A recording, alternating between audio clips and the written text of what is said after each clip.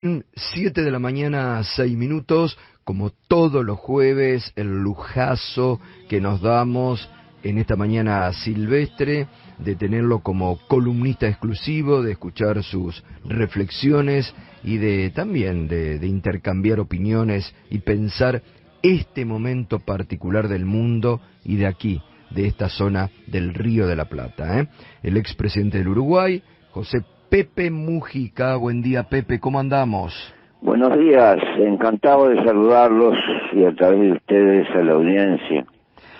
Bueno, Pepe, ¿cómo está difícil la situación, Está muy compleja desde el punto de vista sanitario y obviamente con las consecuencias económicas y sociales que supone esta pandemia. Parece que la Argentina va a entrar a producir vacunas. Es un aliciente. Sí. Es lamentable que en América Latina no hayamos podido encarar esto antes, habiendo posibilidades técnicas, seguramente. Pero parece que los del sur siempre llegamos tarde. Sí, sí. Usted sabe que la semana pasada tuve el gustazo enorme de hablar con Lula, Sí. Que, como usted me comentó, después de su diálogo, confirmó que está trabajando para unir a todos los sectores progresistas de Brasil, que él quiere presentarse como candidato, pero sobre este tema de las vacunas, Lula propuso, ¿no?, que había que convocar de urgencia una reunión o del G20 o de la ONU para tratar el tema de las vacunas, liberar patentes y hacerlo de una forma más masiva, ¿no? Sí, claro, pero no fue la ciencia la que fracasó, fue la política. Sí, claro. De no haber podido tomar medidas que estuvieran por encima de los intereses económicos, que son muy fuertes, que están atrás de esto. Seguramente no quisieron abrir la caja de Pandora, porque como antecedente no quisieron correr el riesgo, porque afecta a una de las formas de propiedad contemporánea más importante y que amenaza con ser una de las formas más importantes de propiedad en este futuro tecnológico por el que va a transitar la humanidad. Entonces, no quisieron correr el riesgo porque no es por estúpidos, es por condescendientes con el modelo. Totalmente, sí, sí, sí. Ahora, es increíble también, Pepe, no sé cómo está en el Uruguay, en su país, porque ahora son gobierno, pero la derecha en la Argentina está desatada, niegan, están negando y en contra de toda medida sanitaria, ¿no? Y es increíble lo que están tratando de aprovechar electoralmente este momento. Yo creo que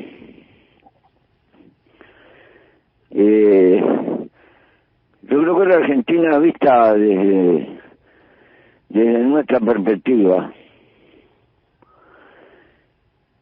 tiene una enfermedad muy grave, el odio introducido en la percepción política y social. Es demasiado crudo y corta de entrada toda posibilidad de intercambio, de diálogo, y las sociedades modernas son inmensamente complejas y cada vez lo van a ser más. Ello supone que es inevitable que en una sociedad contemporánea existan puntos de vista diversos, desacuerdos, diferencias, percepciones. Esa idea de un mundo pintado de perfecto no existe, es una quimera. ¿Por qué? Porque estamos en situaciones sociales distintas, estamos frente al reparto de los bienes en posiciones distintas, gozamos de capitales intelectuales muy distintos, porque hay quien tiene una formación tecnológica unilateral y quien tiene una visión humanística también unilateral. Es demasiado el conocimiento que anda en la vuelta y la capacidad humana tiene límites.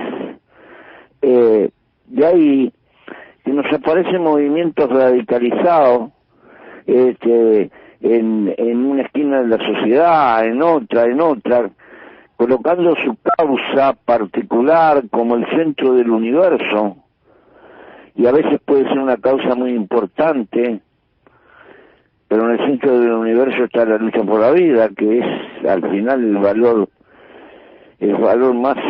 más cotidiano y más trascendente, el querer vivir. Y sin embargo nos olvidamos de eso. Entonces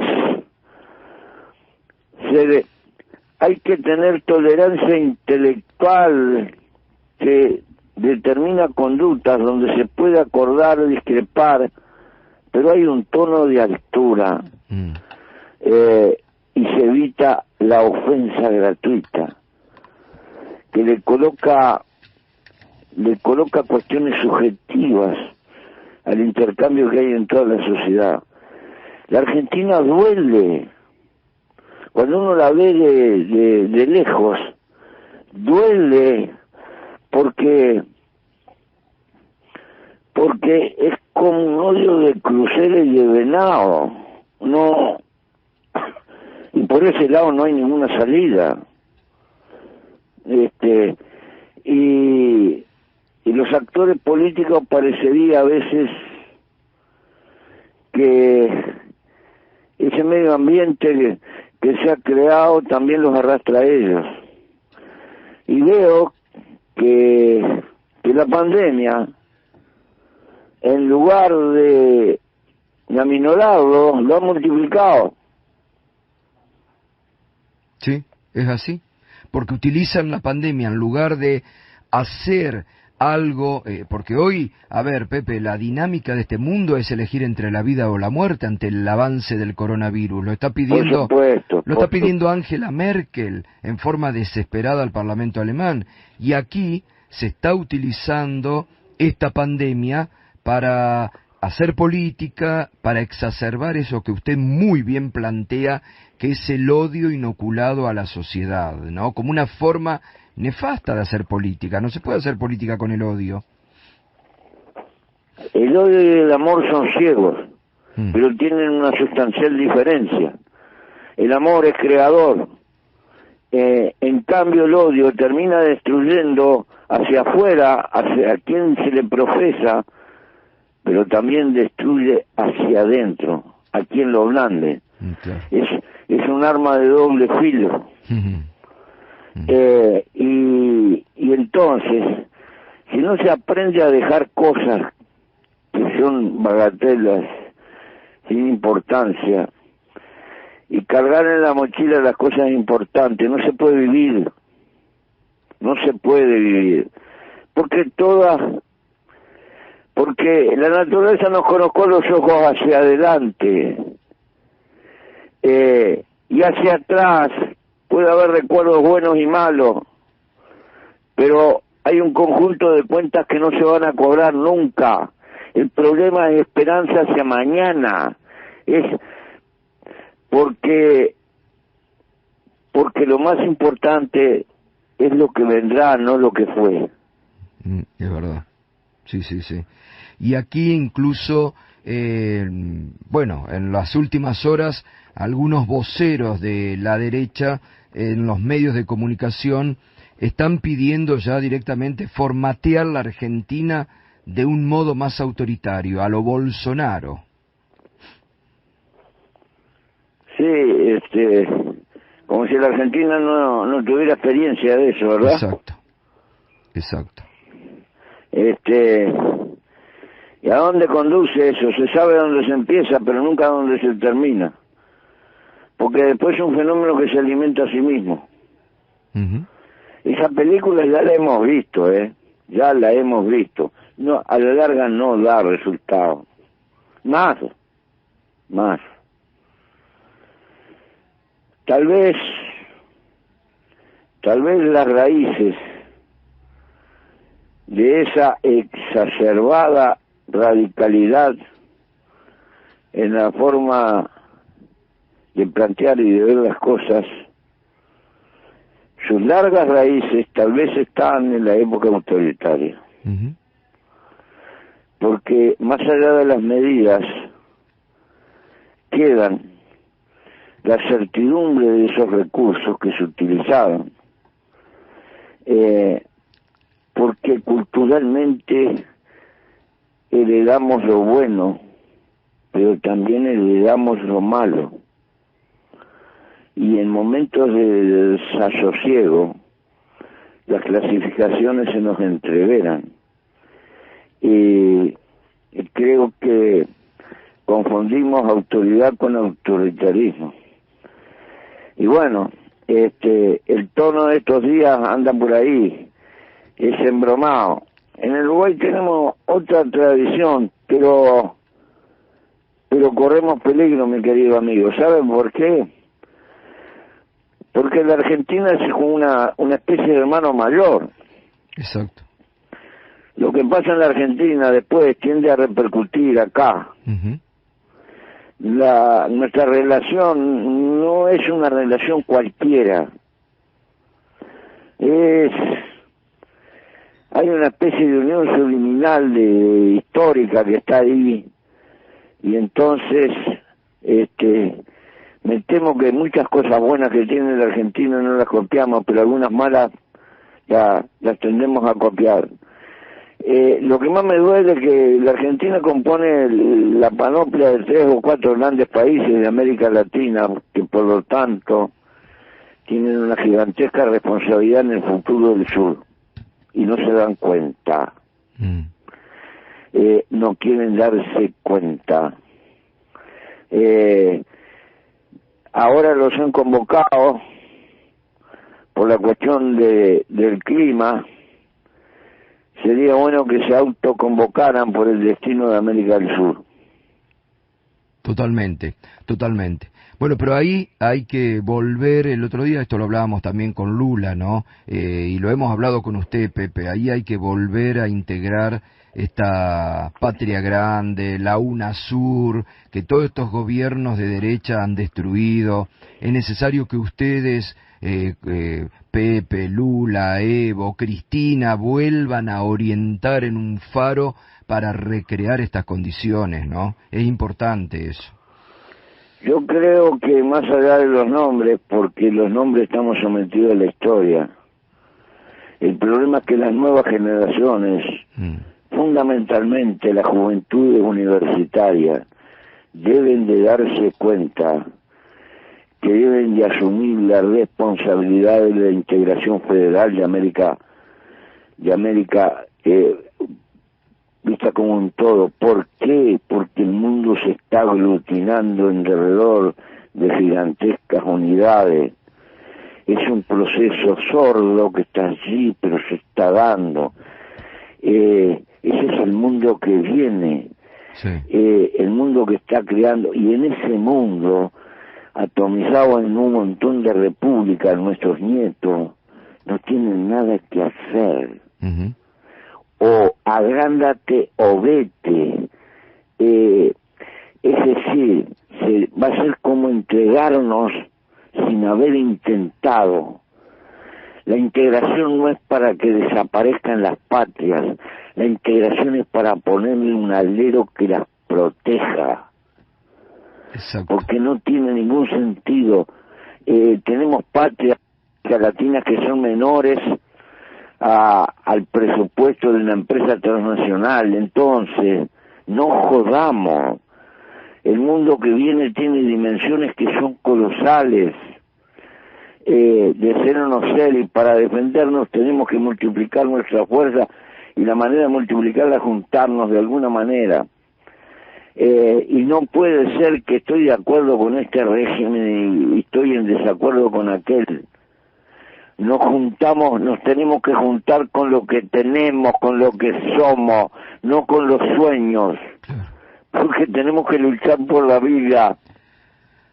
Sí, sí, qué bueno está esto, ¿eh? Y en esto le quiero preguntar, porque ustedes también tuvieron este debate y con la importancia que ustedes siempre desde el Frente Amplio, usted particularmente cuando fue presidente le dieron a la educación, pero acá en la Argentina se ha planteado por las restricciones que ha tomado el presidente frente al avance de la pandemia, para mí un falso dilema entre la educación en forma presencial o en forma virtual, ¿no?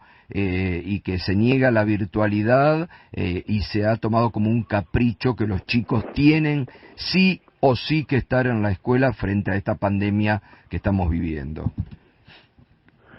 Yo creo que es una discusión infantil, por ser benigno en lo que estoy diciendo, porque naturalmente que la educación, sobre todo en las primeras presenciales, en las primeras etapas de la vida, es muy importante. Pero no creo que se vaya a descuajar la educación porque esté 15, 20 días, un mes cerrada la escuela. Porque sencillamente eso se puede retomar acudiendo a modificar los periodos de vacaciones.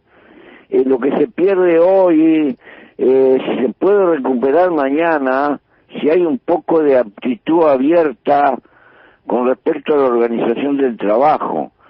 En los otros escalones más altos, la educación virtual es cada vez más y más y más tangible por todas partes. Creo que es un proceso que se viene.